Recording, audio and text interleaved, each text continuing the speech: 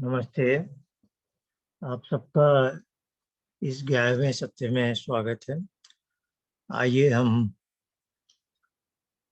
आज के सत्र में देखते हैं। थोड़ा तो योग दर्शन का पहले कुछ सूत्र देखेंगे हम योग दर्शन की। उसके बाद आज हम जो विधि भाग है उस पर थोड़ा अधिक समय लगाएंगे।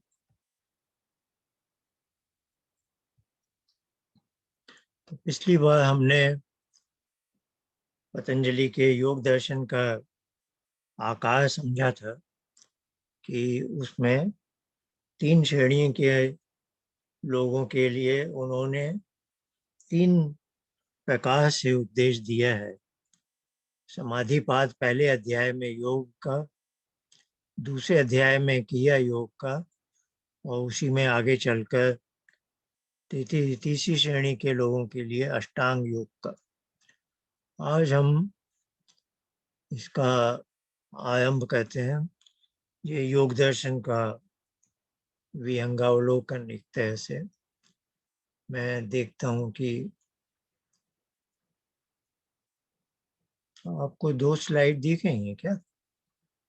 नहीं, या फिर से मैं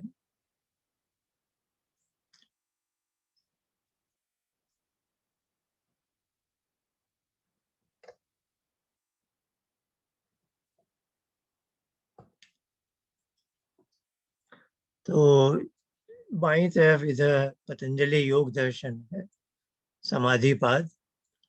तो पहला सूत्र है अथ योगानुशासनम। इस पर हम कोई विशेष चर्चा तो ज्यादा नहीं करेंगे। इसका आशय है योग पद का शासन समस्त शास्त्र में है। एक तो ये अर्थ निकलता है। दूसरा है कि पतंजलि कहे हैं योग का उपदेश जैसे पूर्ववर्ती ऋषियों द्वारा दिया गया था उसी को मैं आगे की पीढ़ियों के लिए समझा रहा हूँ अपने ढंग से। अर्थात ये भी वो कह सकते हैं कि यह योग का उपदेश चला आया है बहुत प्राचीन काल से, लेकिन उसको मैं एक विशेष ढंग से बांध कर आपके सामने रख रहा हूँ। तो ये जो पहला सूत्र है इसके भाष्य में व्यास लिखते हैं योग समाधि, अर्थात योग और समाधि को जैसे कि पर्यायवाची शब्द माना जाए। वो कहते हैं सच सार्वभौम चित्तस्य धर्म। वह जो चित्त है, चित्त का यह धर्म है, एक विशेष अवस्था है समाधि की। वह चित्त की सभी भूमियों में संभव है। तो फिर चित्त की 5 जो भूमि बताई जा रही है वो आगे बताई।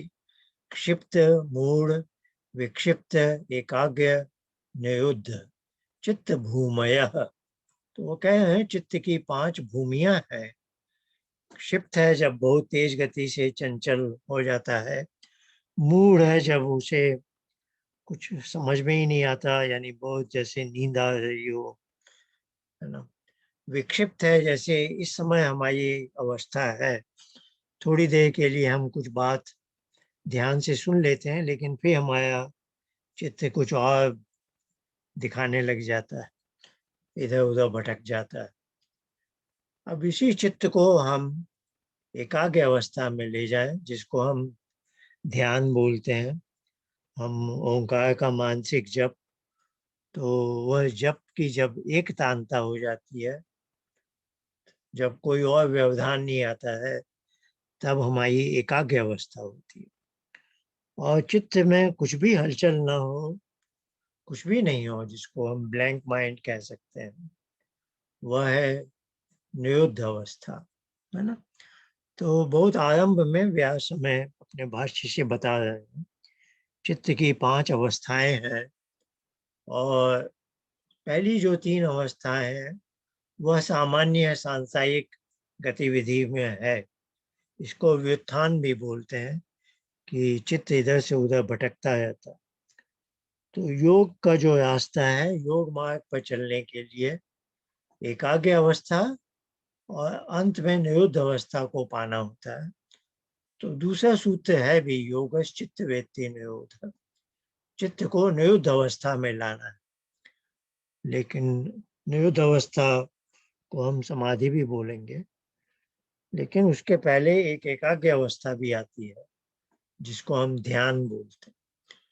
तो यह सूत्र मैंने इसलिए दिखाया और इसका व्यास भाष्य कि वो कह रहे हैं कि योग समाधि स च यानी स इसके लिए है, वह चित्त के सभी भूमियों में उसका धर्म है, यानी वैसा एग्जिबिट हो सकता है। तो ये बात बड़े ध्यान रखने की है कि ऐसे तो हम जो फॉर्मली योगाभ्यास करते हैं उसमें हमारा उद्देश्य होता है पहले एकाग्र अवस्था में जाना, उसके बाद निरुद्ध अवस्था में जाना। निरुद्ध अवस्था में जाकर हम ईश्वर से हमारा योग होता है ना। लेकिन योग हो गया ना मेरा और ईश्वर का योग, यानी मिलन। ये मैं जब अपनी तरफ से प्रयत्न कर रहा हूँ तो योग मार्ग जो पतंजलि हमें उपदेश दे रहा है उस से अभ्यास करके उस दिशा में आगे बढ़ना चाहता हूँ। लेकिन ईश्वर को यदि मुझे कुछ देना हो, देखिए मैं ये एक तो है ना मैं ईश्वर के पास जा रहा हूँ, एक है ईश्वर मुझे लेना चाह रहा है या ले लेता है। तो वह चीज जो है सार्वभौम चित्त, ईश्वर की तरफ से वह इस पांचों भूमि में वो मुझे ले सकता है। ये बात समझने की है। ये इसलिए मैं बता रहा हूँ कि जो संप्रज्ञात योग समाधि होती है, ईश्वर से हमें कुछ ज्ञान मिलता है, वह ईश्वर हमें पांचों में से किसी भी अवस्था में दे सकता है। ये बात ध्यान रखने की।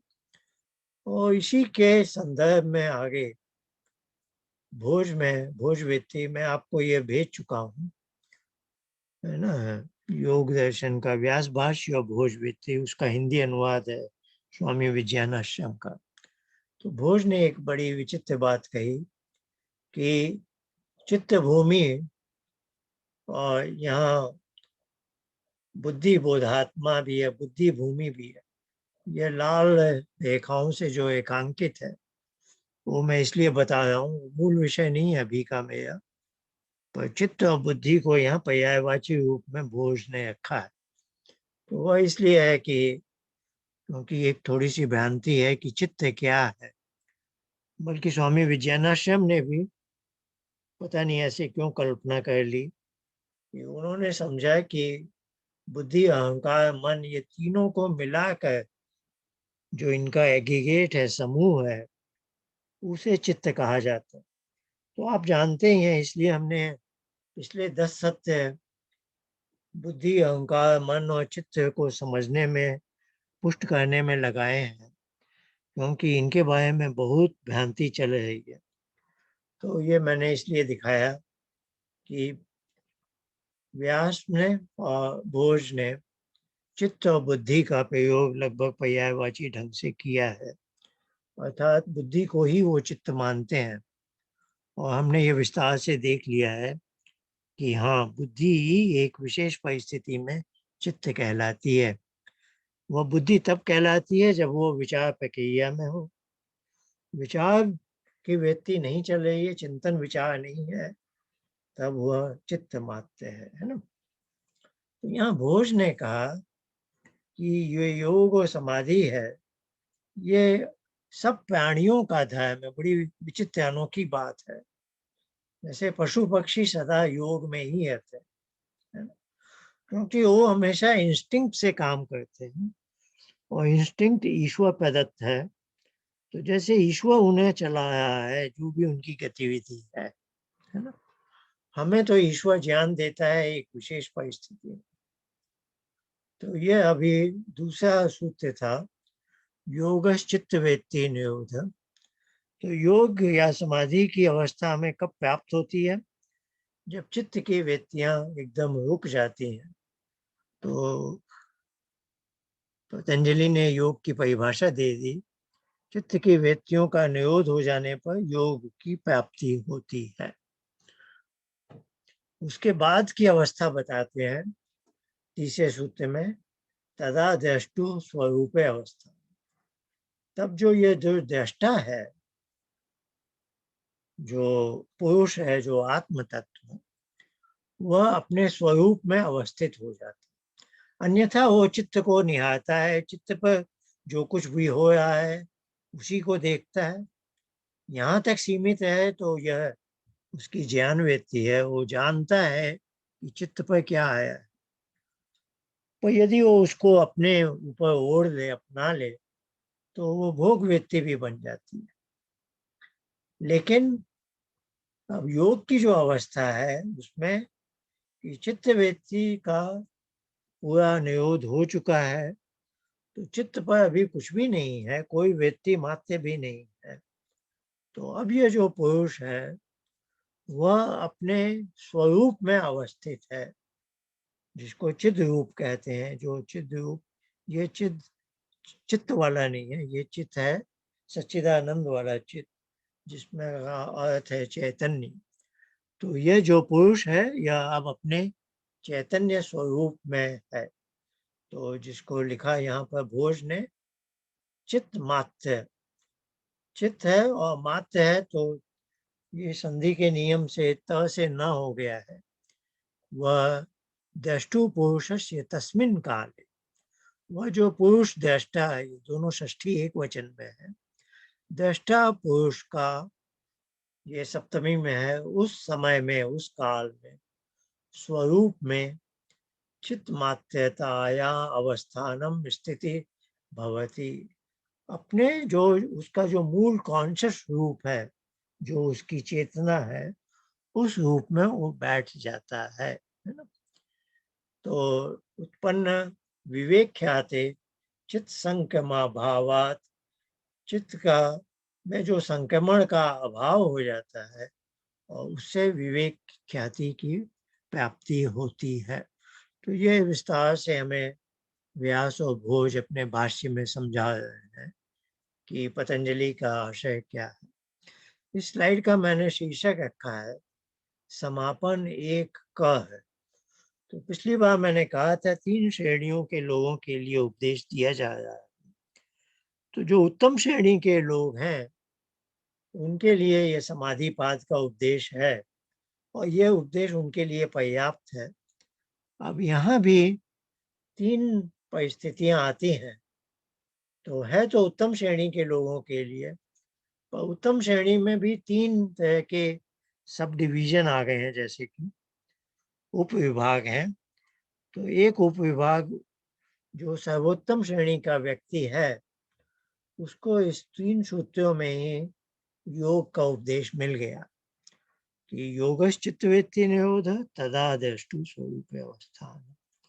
अब जो उच्च श्रेणी के कुछ लोग हैं उनको पतंजलि के इन 3 वाक्यों से उपदेश मिल जाता है और उन्हें अधिक जानने की और आवश्यकता नहीं लगती।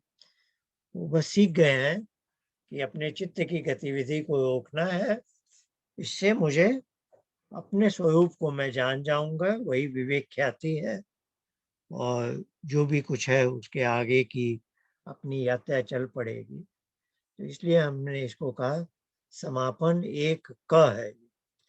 अगले सप्ताह हम थोड़ा इसका, इस प्रथम अध्याय जो समाधिपाद है, इसके कुछ आगे जाएंगे। अब आज मैं विधि भाग में, जैसा हमने कहा था, हम आगे बढ़ते हैं। देख लूं चैट में कुछ।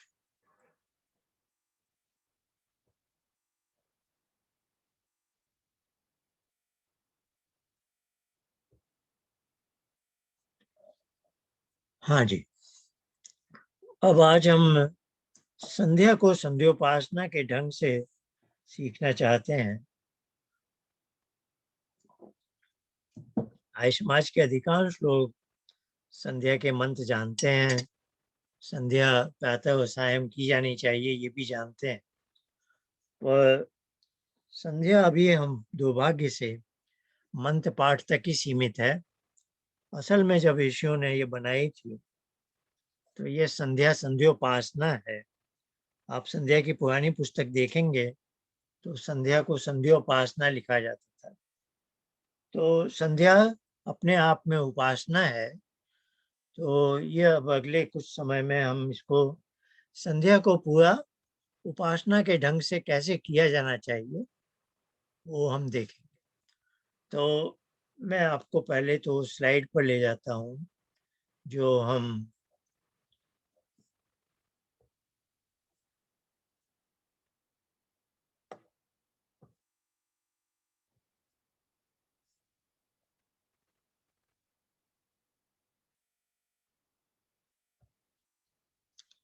ये जो हम हमेशा देखते आए हैं, बस थोड़ा सा है। एक जो कथई अंग है, चॉकलेट ब्राउन कलर जो है, उसमें कुछ नए शब्द जोड़े हैं मैंने, उसको थोड़ा देख लेते हैं, समझ जाएंगे। तो आज हम उपासना संध्योपासना के रूप में करने वाले हैं। तो टाइमर में 15 मिनट लगाऊंगा, वो मैं बताता हूँ कब। बाकी बातें वही हैं। आसन, समअंतक प्राणायाम जो हम कर चुके हैं, प्रत्याहार के अंतर्गत है। पिछली बार जब हमने ध्यान उपासना का उपक्रम किया था तो यहाँ गायत्री जप था। तो हमने गायत्री मंत्र का पाठ किया, उसके बाद हमने ओंकार का वाचिक जप किया, 1 मिनट तो नहीं, कुछ थोड़ी देर। और उसके बाद उसके मानसिक जप के साथ हमने अंतरंग योग में हमने प्रवेश किया, जिसमें धारणा। तो धारणा में जैसे हमने कहा, अपने चित्त को आप जैसे दोनों भवों के बीच में स्थापित समझिए और उसको अब ओंकार के मानसिक जप में तल्लीन कर दीजिए, उसमें लीन हो जाए। तो धारणा तब तक कहती है जब तक कि ओंकार के मानसिक जप में कुछ व्यवधान आ जाए। जब वो इतना पुष्ट हो जाए, आपने किसी भी व्यवधान को अधिक देर तक बैठने नहीं दिया और विचार के रूप में नहीं पनपने दिया है, और ओंकार का वो मानसिक जप जिसको कहते हैं पुष्ट हो गया है, एक तांता उसमें आ गई है, तब वो ध्यान कहलाता है। और बाद में एक समय, एक अवधि ऐसी आ सकती है कि अब वहाँ कुछ भी नहीं है। तो पांचवा ध्यान, अभी जैसे हमने बात की, एकाग्र अवस्था है और चित्त पर अब कोई भी व्यक्ति नहीं है, ओंकार के मानसिक जप की भी नहीं है और दूसरी कुछ भी नहीं है। तो आप निरुद्ध अवस्था में आ गए, वो समाधि। तो हम आज इसी का उपयोग करेंगे। और जो ये दो हमने तीर बनाए थे कि धारणा से ध्यान में जाने में कठिनाई हो रही हो, तो बीच बीच में यदि ज़्यादा कठिनाई है तो आप एक लंबा दीर्घ श्वास बाहर फेंकिए।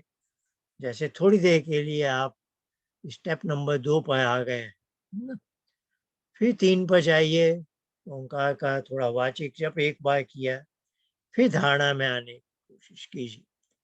और यदि यह व्यवधान उतना गंभीर नहीं है, हल्के स्तर का है, तो ये जो भूरे रंग का तीर है, तो यहाँ आ गए और ओंकार का वाचिक जप 1-2 बार किया, फिर वापस मानसिक जप पर आ गए।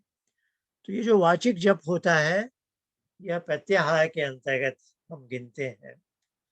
और पिछली बार हमने यहाँ गायत्री मंत्र का भी पाठ किया।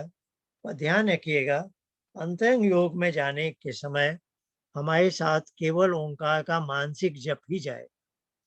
यह हम मुंडक उपनिषद में भी देख चुके हैं और ये योग दर्शन में भी अभी आएगा 1-2 सप्ताह में।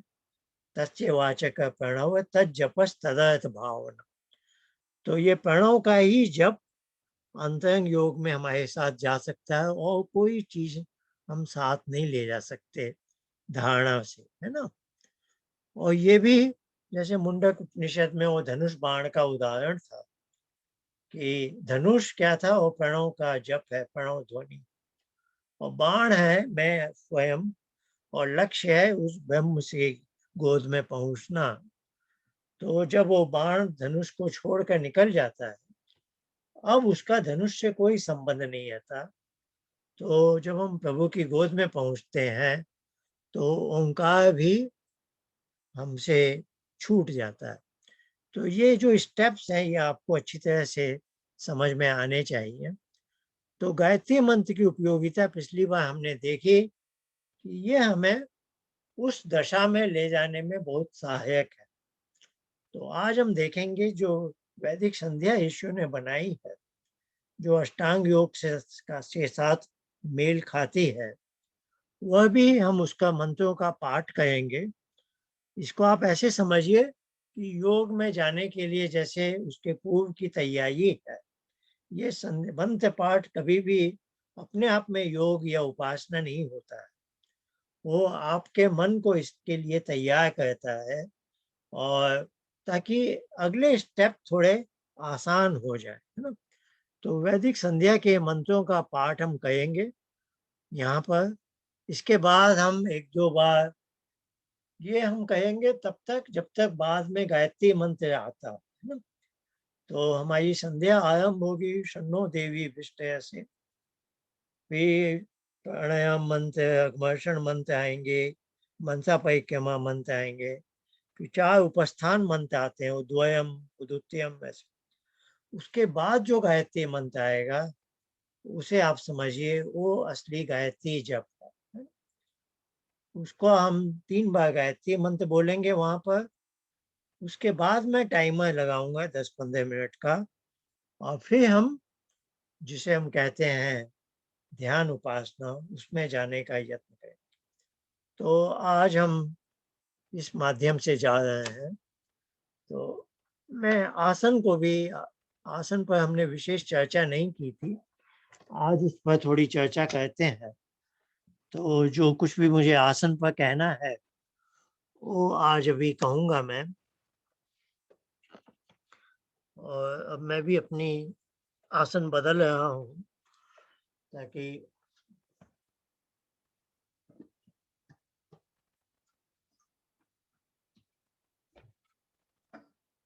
अब आसन के अंतर्गत हम क्या कहेंगे कि मैं सबसे आसान वाली चीज लूंगा कि जिन लोगों को नीचे बैठने में असुविधा होती हो वो कुर्सी पर भी बैठ सकते हैं। इधर ना सांख्य में एक सूत्र आता है, स्थिर सुखम आसनम न नियम। वो कह रहे हैं आसन ऐसा हो जो स्थिर हो, यानी उस तरह से हम काफी देर तक बैठ सकें, है ना, जितनी देर में हमें अभ्यास करना है।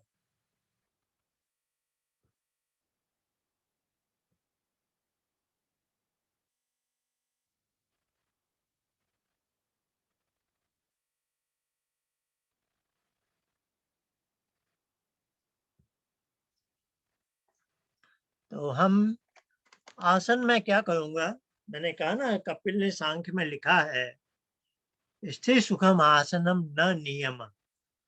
तो मैं एक शेर से शुरू करूंगा जो सबसे आसान आसन है ना, और फिर मैं अंत में जाऊंगा जो, क्योंकि उन्होंने कहा है कोई हार्ड एंड फास्ट नियम नहीं है, आप चुनाव कीजिए। बस उन्होंने 2 बातें कह दी कि उस आसन में आप उतनी अवधि तक स्थिर होकर रह सकते है ना, का हिलना डुलना कम से कम हो, नहीं के बराबर। और दूसरा उन्होंने क्या, सुखपूर्वक, यानी उसमें बेचैनी, डिस्कम्फर्ट ना आए, है ना। तो इस भावना से हम देखेंगे। तो सबसे पहले हम सबसे आसान वाला देखेंगे, और फिर मैं क्रम से बताता जाऊंगा कि आप अपने आसन में कैसे सुधार ला सकते हैं, एक एक स्टेप बताऊंगा। और मेरा अंतिम पड़ाव होगा जो मुझे बहुत पसंद है, सिद्धासन, है ना। तो सिद्धासन तक आप पहुंच सके तो अच्छी बात है। तो जो भी आपको अनुकूल लगे आप कीजिए। तो सबसे पहले तो सबसे आसान वाला है कुर्सी पर बैठ जाना, है ना। तो ये जैसे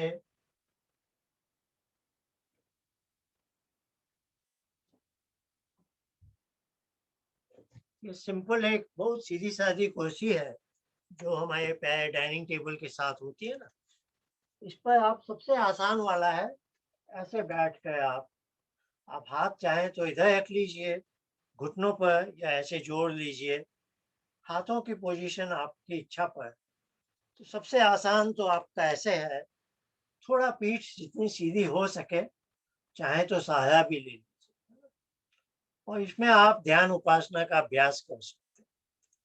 इसके बाद थोड़ा आपको आप आगे बढ़ना चाहते हो तो इसका पीठ का सहारा लेना बंद कर दीजिए और थोड़ा आगे हो गए।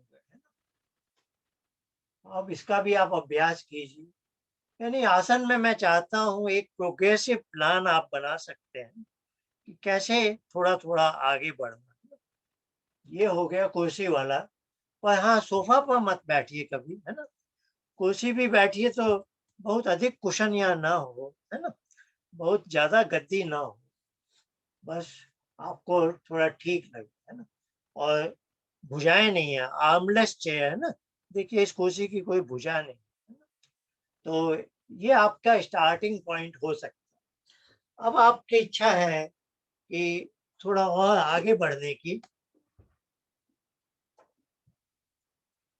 तो अब मैं बताना चाह रहा हूँ कि आप थोड़ी और प्रगति करना चाहते हो, तो नीचे आ गए।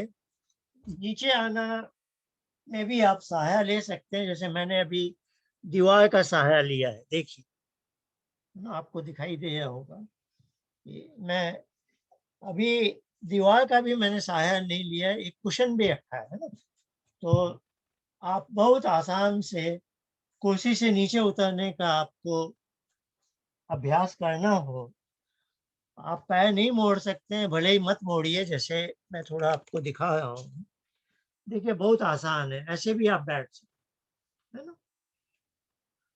ये क्रमिक मैं बता रहा हूँ कि आपको मुश्किल ना हो, लेकिन आप आसन में आगे बढ़ते जाइए, उन्नति करते जाइए। अब जैसे अगला हो सकता है कि इस कुशन को भी मैंने हटा दिया, अब मैं दीवार के सहारे बैठ, है ना?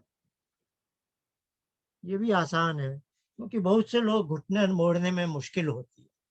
तो आप कुर्सी पे ही बैठना आवश्यक नहीं है, आप नीचे भी ऐसे आ सकते हैं। अब जो लोग घुटने मोड़ सकते हैं, उनके लिए अब संभावनाएँ क्या-क्या हैं? तो सबसे आसान माना जाता है सुखासन, है ना? सुखासन बहुत आसान है ना? दोनों पाँव यदि फैला लिए हैं आपने, तो बस जिसको बोलते हैं ना आलती-पालती लगा के बैठ जाओ। तो आपकी इच्छा है तो पहले बाएँ पाँव को मोड़िए, बाद में दाहिने को, या पहले दाहिने को फिर बाएँ, जैसी आपकी इच्छा हो, है ना? इसमें कोई बंधन नहीं है। तो ये जो आसन है, इसको हम सुखासन बोलते हैं। बस जितना हो सके पीठ को थोड़ा सीधा कर लिया, हाथ को फिर भी चाहें तो यहाँ भी ला सकते हैं, यहाँ भी ला सकते हैं। उँगलियाँ एकदम गुत्थम-गुत्था हो जाएँ या एक हथेली दूसरे हथेली के ऊपर है। देखिए ये सब आपके ऊपर छूट है, आप जैसा आपको अच्छा लगे। क्योंकि कपिल ने कहा ना, स्थिर सुखम आसनम न नियमः, तो उसी का हम पालन करें। अब एक आसन है, उसका भी बहुत नाम है और मुझे वो पता नहीं क्यों पसंद नहीं है, पर उसका नाम है इसलिए बता दूं। वो है पद्मासन। सुखासन में क्या होता है, दोनों पैर जांघों के नीचे हैं। अब दोनों पैर यदि जांघों से ऊपर आ गए तो ये हो गया पद्मासन। मैंने पद्मासन का ज्यादा अभ्यास किया नहीं है तो मुझे आदत नहीं, मुझे ये थोड़ा बड़ा टाइट सा लगता है, तो मुझे ये कभी पसंद आया नहीं, पर बहुत से लोग शायद कहते हैं, है ना? तो ये हो गया पद्मासन। हाथों के बारे में अब मुझे ज़्यादा नहीं बोलना है, वो जो पहले बोल चुका हूँ वो सब पर लागू होगा, है ना? तो ये है पद्मासन। अब है सिद्धासन, जो मुझे पसंद है और मैं बचपन से करता आया हूँ। तो सिद्धासन में ऐसा कहते हैं, क्योंकि इमेज में बायाँ दाहिने हो जाता है तो थोड़ा ऐसे मैं अपना बायाँ लेफ्ट फुट अंदर ला रहा हूँ, है ना? इसकी जो एड़ी है, ये एकदम मध्य रेखा के नीचे है, यू नो, मेरे अंडकोशों के नीचे एक सॉफ्ट स्पॉट होता है, वहाँ छूती है बस, ज़्यादा दबना नहीं चाहिए।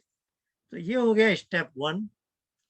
स्टेप 2 में ये जो दूसरा पाँव है, उसकी ये जो रेखा है, और ये जो पाँव मैंने मोड़ लिया था, ये बीच में एक घाटी है, वैली जैसी, इसके अंदर ये रेखा जाके बैठ जाए, है ना।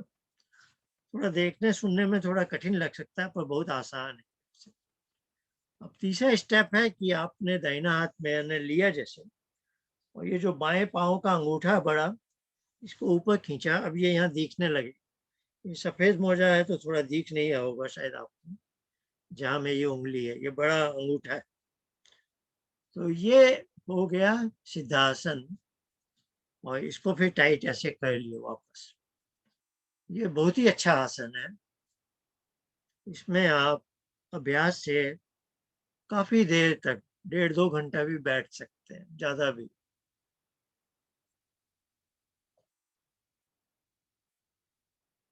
इसका एक दूसरा रूप है जो थोड़ा इसी से मिलता जुलता है, जो थोड़ा आसान भी है शायद, पर मैंने ज्यादा किया नहीं है कभी। उसका नाम है स्वस्तिकासन। स्वस्तिकासन सिद्धासन में यह जो पैर की एड़ी थी, यह एकदम केंद्र मध्य रेखा पर थी।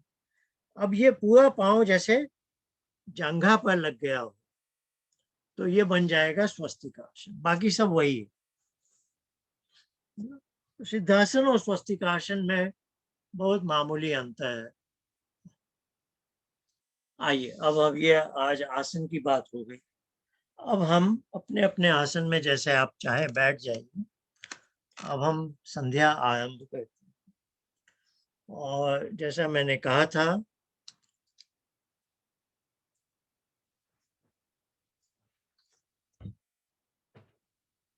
जब बाद में वो गायत्री मंत्र आएगा, तब मैं टाइमर को, क्योंकि ये हम अभ्यास कर रहे हैं, तो उस समय मैं टाइमर लगाऊंगा, और मैं बाद में बताऊंगा ऐसा क्यों कर रहा हूँ। एक व्यवधान तो आ जाएगा, लेकिन आपको उससे परेशानी नहीं होगी। तो मैं क्या कर रहा हूँ, संध्या के सब मंत्र पाठ हो जाएंगे, और असली जो उपासना है, जो गायत्री मंत्र के बाद है, उसमें मैं वही 15 मिनट का समय लगाना चाहता हूँ। तो 15 मिनट में सेट कर देता हूँ।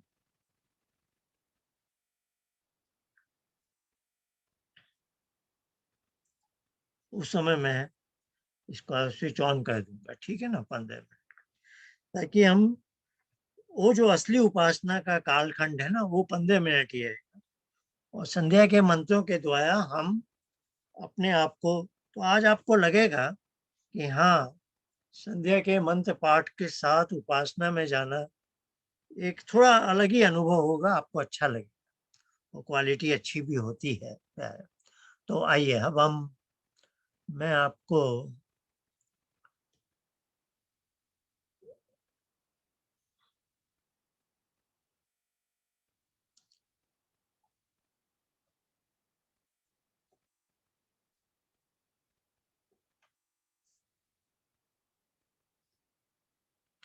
तो ये एक वेबसाइट है, मैं ये लिंक आपको भेज दूंगा ऐसे। इसके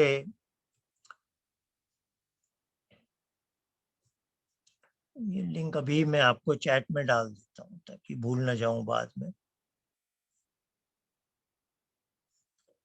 ऐसे अधिकांश आप लोग परिचित हैं संध्या के मंत्रों से, और जो बाद में कभी देखना चाहें, इस वेबसाइट की में जाकर देख सकते हैं। तो संध्या के बारे में भी एक भ्रांति है, दुर्भाग्यपूर्ण है, कि कुछ लोग समझते हैं कि गायत्री मंत्र से शुरू होती है। तो असल में संध्या शुरू होती है शन्नो देवी इस मंत्र से।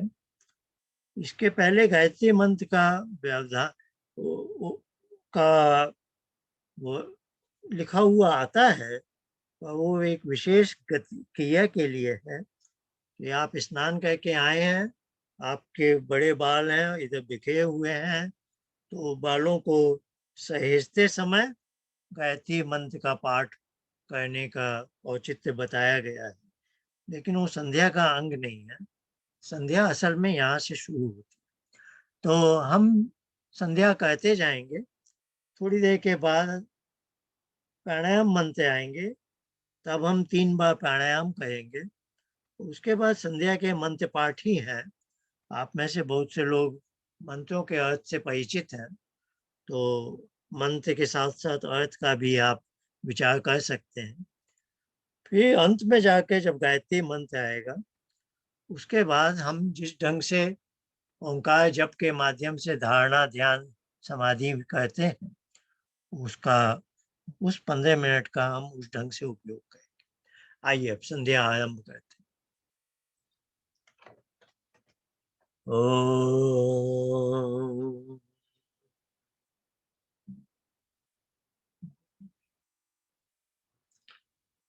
ओम शन्नो देवी अभिष्टय आपो भवन्तु पीतये संयोधिस्रवन्तु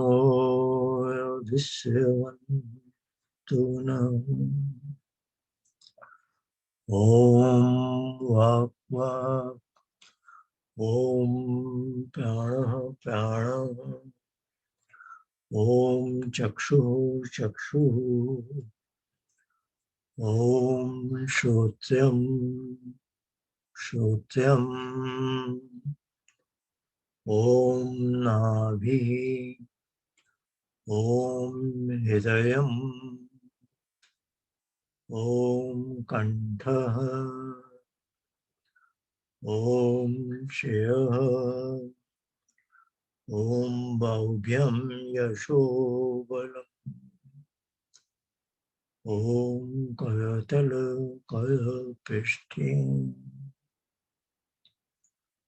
ये मार्जन मंत्र कहलाते हैं। ओम भूः पुनः शिरसि ओम भुवः पुनः नेत्रयोः ओम स्वः पुनः कंठे ओम महः पुनः ओम जनः पुनः नाभ्याम् ओम तपः पुनः पादयोः ओम सत्यं पुनः श्रेयसि ओम खं ब्रह्म पुनः सर्वत्र ओम भुवः ओम स्वः ओम महः ओम जनः ओम तपः ओम सत्यम।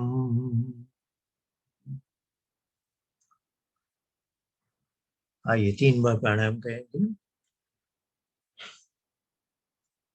सांस को बाहर फेंकिए।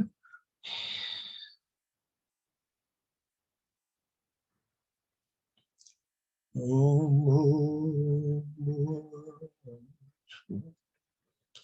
गई सांस अंदर।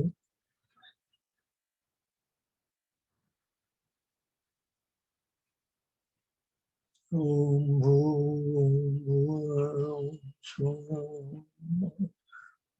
जनम सांस बाहर।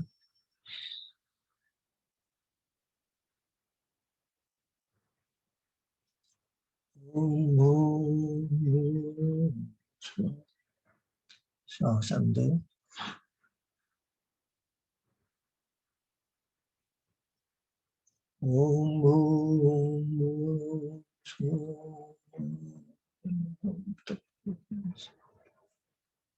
सांस बाहर।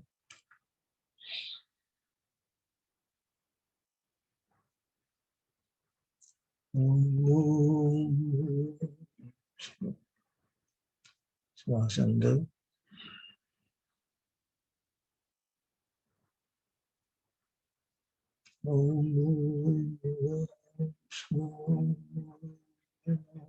ॐ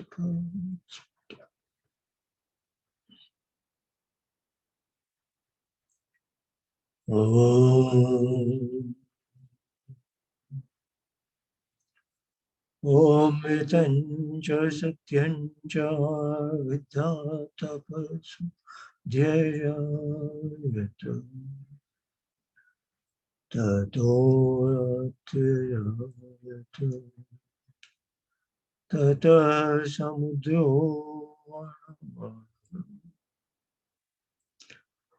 ॐ समुद्रादणवादधि संवत्सर अजायत अहोरात्राणि विदधद्विश्वस्य निशतो वर्षि ॐ सूर्यचन्द्रमसौ धाता यथा पूर्वम् कल्पयत् जीवं च पृथिवीं चान्तरिक्षमथ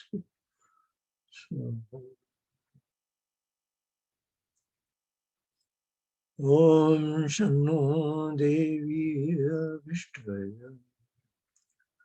आपो भवन्तु पीतये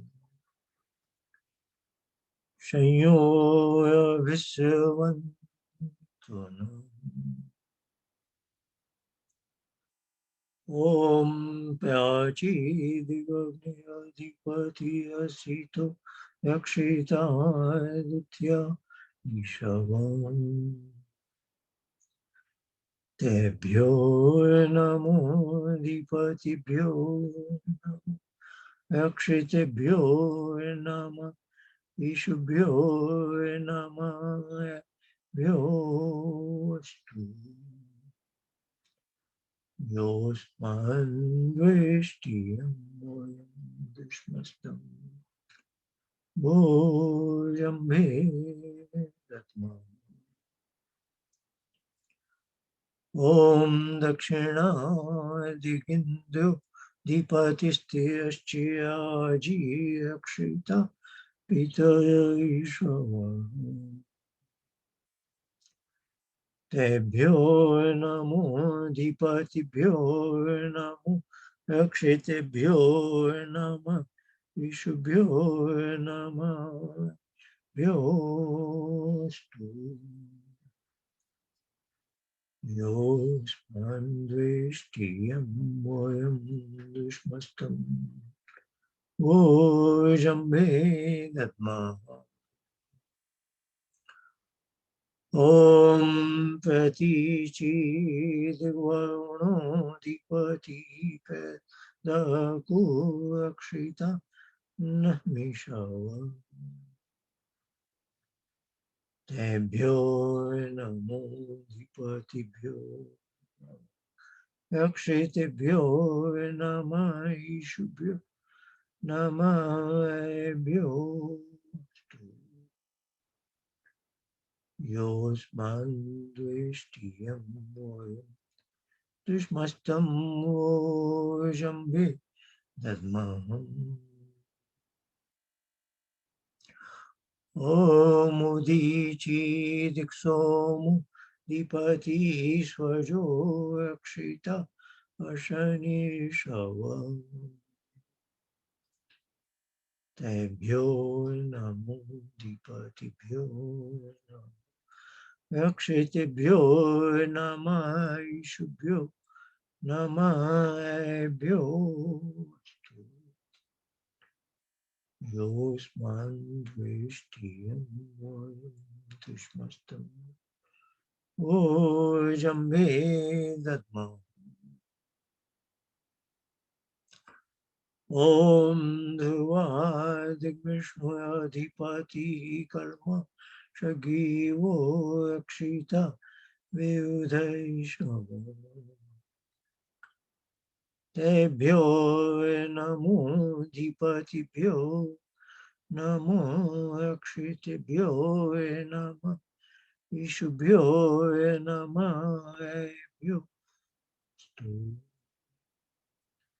योऽस्मान् द्वेष्टियं दुष्मस्तं वोजम्बे दद्मः।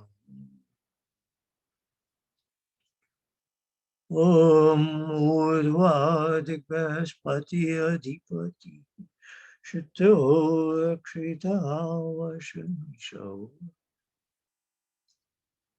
तेभ्यो अधिपतिभ्यो नमो अक्षितिभ्यो नमः ईशुभ्यो नमः एभ्यो अस्तु। योऽस्मान् द्वेष्टियं वयं दुष्मस्तं वोजम्भे दद्मः।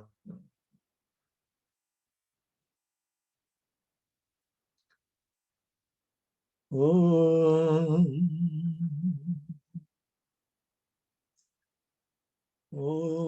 द्वयं तमसस्पयि स्वाहा पश्यन्त उत्तरम् देवं देवतासु यमगन्मजो उत्तमम्। ॐ उदित्यं जातवेदसं देवं वन्तिके दिशे विश्वासूयम्। ॐ चित्यं देवानामुदगा दनीकं चक्षुरमित्यस्य वनस्याग्नि आप्याद्या वा पृथिवी अन्तरिक्षं सूर्य आत्मा जगतस्तस्थुषश्च स्वाहा।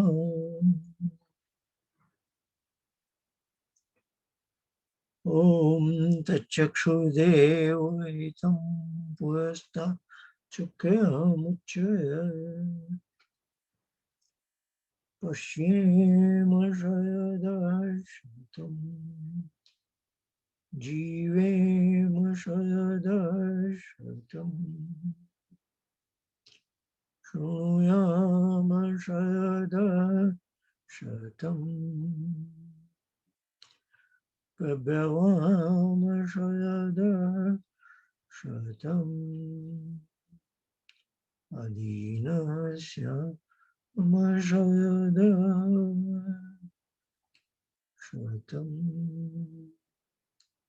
भूयश्च शरदर्शनम्। 3 बार गायत्री मंत्र बोलेंगे, क्रमिक ध्वनि धीमी होती जाएगी। उसके बाद ओंकार जप के माध्यम से हम धारणा ध्यान और फिर प्रभु की गोद में। अब मैं टाइमर लगा लेता हूँ।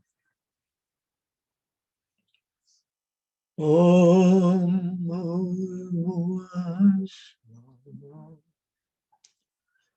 तत्सवितुर्वरेण्यं भर्गो देवस्य धीमहि धियो यो नः प्रचोदयात्।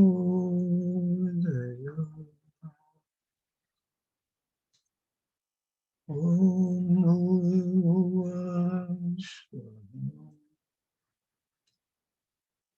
तत्सवितुर्वरेण्यं भर्गो देवस्य धीमहि धियो यो नः प्रचोदयात्।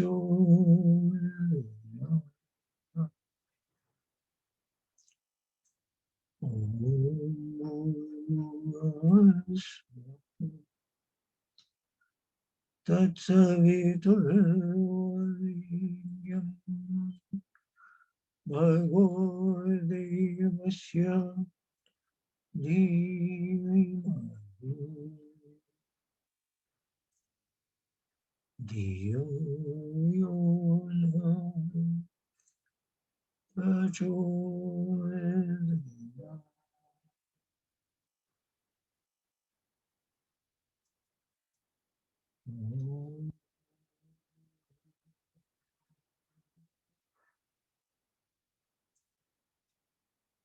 ॐ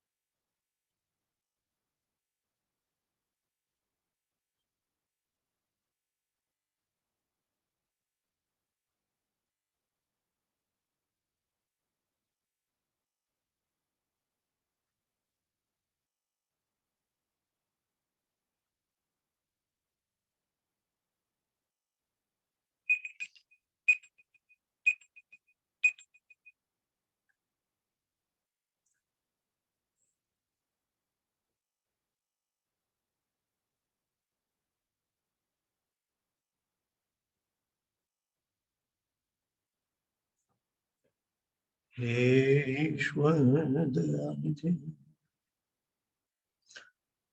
भवत्कृपयानि निजोपासनादिका धर्मार्थकाममोक्षाणां सिद्ध्यं सिद्धि भवेत्। ॐ नमः शम्भवाय च मयोभवाय च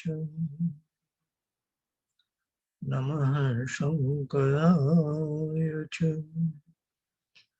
मयस्कराय च नमः शिवाय च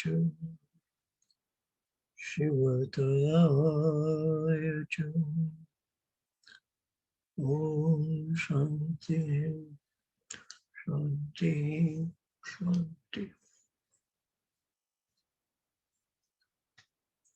इस प्रकार हमारी यह संध्योपासना के ढंग से अभी हमने की। मैं जब आसन के क्रम में मुझे भी ध्यान आया, एक बात छूट गई थी तो मैं बता दूं।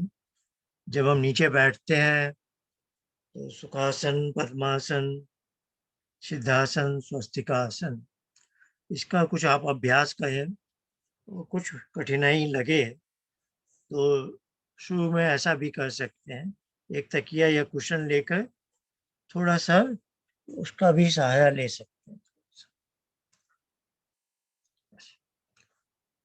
तो ये आज हमारा 11वां सत्र यहाँ समाप्त होता है।